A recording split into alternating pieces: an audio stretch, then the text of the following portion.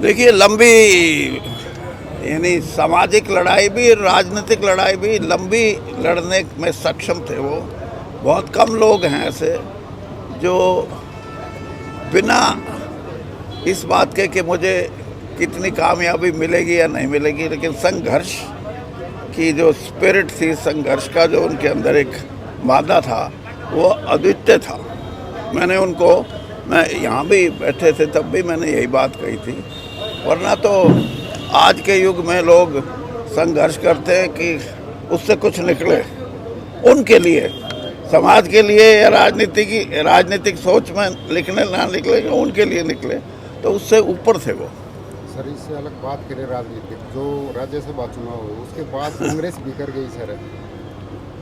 देखो, बात यह है कि 12 साल तक जिस पार्टी में संगठन ना हो, और संगठन ही किसी न किसी रूप में किसी पार्टी को मजबूती देता है, तो कमज़ोरी इसी बात की रही कि सिर्फ एमएलए एमपी बनने के लिए कांग्रेस में रहने के जो लोग थे, वो पार्टी की विचारधारा से या पार्टी की लीडरशिप से अलग इस बात से प्रेरित थे कि हमारे को राजनीति में जगह मिल सकती है किसी न किसी रूप में, अगर हम कांग्रेस की टिकट लेने में सक्षम रहे। तो इसलिए जो आपने कहा कि कमज़ोर तो इसीलिए है कि अगर संगठन हो तो फिर आदमी पार्टी के साथ दगा नहीं कर सकता। स्पष्ट रूप से कांग्रेस के साथ दगा किया है, और इसके परिणाम ये होंगे, मैं तो ये कह सकता हूँ कि ऐसी रचना रची जाए, इलेक्शन लॉ में भी ऐसे प्रावधान किए जाएं कि जो डिफेक्शन करने वाले और जिनका पता है कि इन्होंने किया है, उन्होंने खुद भी माना है, तो कम से कम इतना होगा भाई इलेक्शन इस्तीफा दे दो, इलेक्शन लड़ लो, जिस पार्टी को वोट दिया उससे लड़ लो। तो मैं ये मानता हूँ, ये कहीं ना कहीं इन चीज़ों पे जो भी प्रावधान किए हैं कि कोई विधायक राज्यसभा में वोट भी दिखाता है और फिर भी उसकी वोट पे प्रश्न चिन्ह लगता है, और वो ये कहता है मैंने तो दी है, दिखाने वाला कहता नहीं दी। तो ये जो सारी बातें हैं, इनको दोबारा से इलेक्शन कमीशन को विचार करके, राज्यसभा हो, एमएलसी की भी ऐसे ही वोट पड़ती हैं, और मैं तो यहाँ तक कहता हूँ कि जो ये कॉरपोरेशन है या म्यूनिसिपल काउंसिल है, म्यूनिसिपल कमेटी है, जिला परिषद है, इन सब में ऐसा प्रावधान हो कि कोई पार्टी से हटके अगर बात करता है तो उसकी डिस्क्वालिफिकेशन होनी चाहिए। कांग्रेस पार्टी ने भी सर कोई खास इस पर एक्शन नहीं लिया, सिर्फ एक नोटिस देकर सीमित रख दिया, तो कड़ी कार्रवाई के बगैर लगता है ये चीज़ें रुक पाएंगी? देखो, कड़ी कार्रवाई वो अभी तो आप ये नहीं कह सकते कि नहीं हुई। अभी तो आपके माध्यम से भी यही आई है कि कल मीटिंग है कोई, हाँ, उस मीटिंग के बाद वो अपनी रिकमेंडेशन भेजेंगे, और फिर वही बात मैं कह रहा हूँ कि ये देखना, कुछ तो ये कह रहे दी है, हमारे को कैसे बोल दिया कि नहीं दी, और कुछ ने जवाब ही नहीं दिया।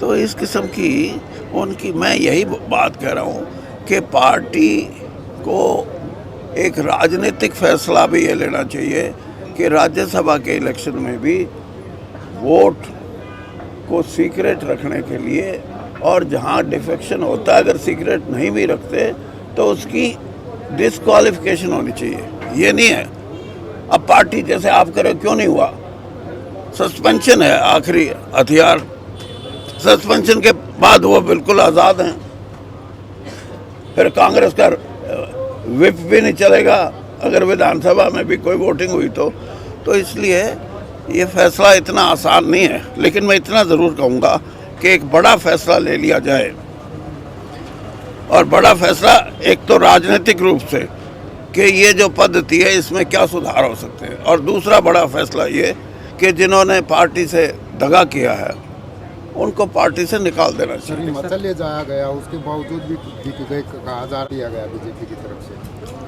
लेकिन पैसे कितने दिए गए अब तक कोई खुलासा नहीं कर पा रहा। कल राव नरेंद्र सिंह आए, मैं तो वो भी कह रहे थे कि मैं बीजेपी में 10 साल रह लिया। मैं आपको उनकी बता देता हूँ। वो मैं अगर एमएलए हूँ ना, तो मैं ये कहूँगा बिका तो 20 करोड़ में बिकूंगा, वो 50 करोड़ टेक के जाते हैं। साला पागल हो जाएगा आदमी कि तेरा तो सौदा ही गलत हो गया। तो आप ये समझो इस बात को कि भारतीय जनता पार्टी इस प्रदेश की बात नहीं, इस देश की राजनीति में पैसे की राजनीति अगर करेगी तो प्रजातंत्र को बहुत बड़ा खतरा है। और ये खतरा सिर्फ हरियाणा तक सीमित नहीं है। आपको लगता बिहार में क्या हुआ, उड़ीसा में क्या हुआ, और अब बंगाल के इलेक्शन में ये क्या करने जा रहे हैं। तो पैसा, अगर पैसे की लड़ाई, राजनीतिक दल जिस दिन इस बात पे खड़े हो गए तो इस देश का आम आदमी वो भी खड़ा होगा। और जिस दिन वो खड़ा हो गया ना, फिर वो चाहे नेपाल हो, चाहे श्रीलंका और चाहे बांग्लादेश हो, बस मान एक लेना। चर्चा और होती है कि कांग्रेस के जो नेता हैं वो ईडी सीबीआई के डर में है, और ऐसे में 25-30 साल कांग्रेस आने वाली नहीं। राजनीतिक लोगों के खिलाफ भी ये सारी की सारी बात ये है कि हरियाणा की जनता को भारतीय जनता पार्टी और उसकी सरकार ये मैसेज दे रही है कि कुछ करवाना हो तो हमारे आके झुको, यानी हमारे गुलाम बनते हो तो तुम्हारे कुछ सुन लेंगे, वरना नहीं। ये तो गुलामी की तरफ ले जा रहे हैं सारे प्रजातंत्र को। आपको लगता है हरियाणा पंजाब के लोगों का ऐसा टेम्परामेंट है? टेम्परामेंट तो आपने देख लिया, जिस दिन टेम्परामेंट उठ गया उस दिन ये मिलेगी नहीं। हाँ, इनकी तो ये सही बात कर रहे थे।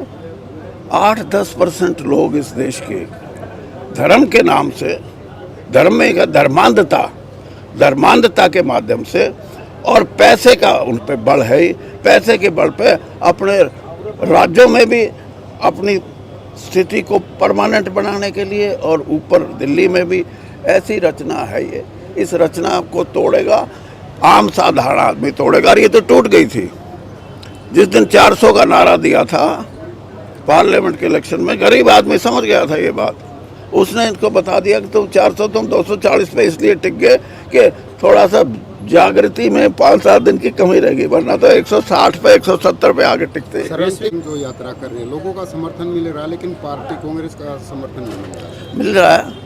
नेता नहीं आ रहे। नेता, कोई नेताओं से समर्थन, मेरे से सीनियर नेता क्या कोई बता दो कांग्रेस में, क्या हरियाणा में किसी पार्टी में बता दो। तो मैं जब समर्थन दे रहा तो और क्या ले हो गए यार।